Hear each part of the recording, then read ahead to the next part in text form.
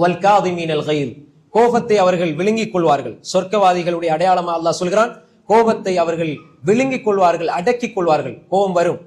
அன்புக்குரிய சகோதரர்களே, கோபத்தை வெளிக்காட்டுவது வீரத்தனம் அல்ல, வீரம் அல்ல. கோபத்தை கட்டுப்படுத்துறது தான் வீரம் அவசியம். அல்லாஹ் இங்க சொல்றான், எல்லாம் பைத்தியாரனும் கோபம் வரும், சின்ன பிள்ளைங்க கோபம் வரும், எல்லாரும் கோபம் வரும். கோபத்தை அடக்கி கொள்ள முடியுமானவர்கள் தான் உண்மையான வீரர்கள். அப்ப அல்லாஹு தஆலா சொல்கிறான், வல் காதிமீனல் கைல், கோபத்தை அடக்கிக் கொள்வது மட்டுமல்ல, இது சொர்க்கவாசியினுடைய அடையாளமாக அல்லாஹ் சொல்கிறான். வல் காதிமீனல் கைல். அதே மாதிரி அல்லாஹ் சொல்கிறான், வல் ஆஃபீன் அனின் நாஸ், சொர்க்கவாதிகள் மக்களை மன்னிப்பார்கள். உள்ளத்துல அப்படியே அந்த கோபத்தை குரோதத்தை அடக்கி வச்சு நான் பழி வாங்குவேன், நான் எப்படியாவது அவனுக்கு தண்டனை கொடுப்பேன் என்று இருப்பது சொர்க்கவாசியின் அடையாளம் அல்ல. எப்பொழுதெல்லாம் ஒரு மனிதன் கோபத்தையும் குரோதத்தையும் உள்ளத்துல வச்சுக்கிட்டு இருப்பானோ அப்ப அவன் நிம்மதியா வாழ மாட்டான். மன்னிச்சு மறந்து விட்டுட்டு போனால் அவன் நிம்மதியா இருப்பான்.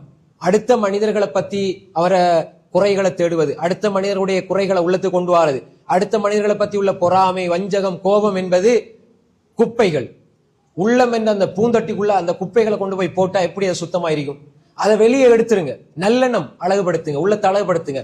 நல்லெண்ணம் என்ற வாசனை திரவியம், மன்னிப்பு என்ற வாசனை திரவியத்தினால் உள்ளத்தை அழகுபடுத்துங்கள். அல்லாஹ் சொல்கிறான், வல் ஆஃபீன அனின் நாஸ், மக்களை அவர்கள் மன்னிப்பார்கள். நீங்க எனக்கு என்ன அநியாயம் செஞ்சாலும் பரவாயில்லை, நான் அல்லாஹ்வுக்காக மன்னிக்கிறேன். மன்னிப்பதன் மூலமாக அல்லாஹு தஆலா ஒரு மனிதனுடைய கண்ணியத்தை அதிகப்படுத்துவான் என்பதாக ஸல்லல்லாஹு அலைஹி வஸல்லம் சொன்னார்கள்.